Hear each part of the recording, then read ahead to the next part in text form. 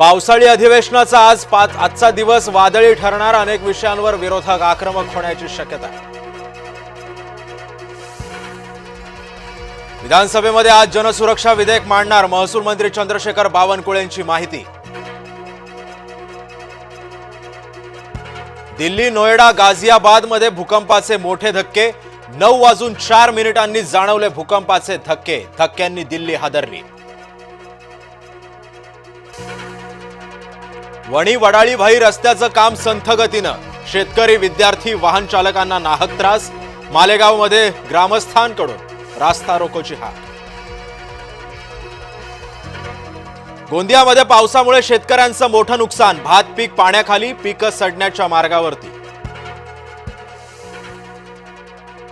6 महिन्यामध्ये पश्चिम विदर्भामध्ये 527 शेतकऱ्यांची आत्महत्या. यवतमाळ जिल्ह्यामध्ये सर्वाधिक 178 आत्महत्या झाल्याचा दावा.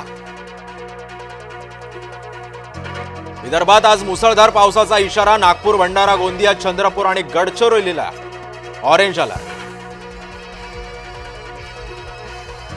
गुरुपौर्णिमेचा उत्साह. शिर्डीमध्ये साई मंदिरामध्ये भाविकांची मांदियाळी.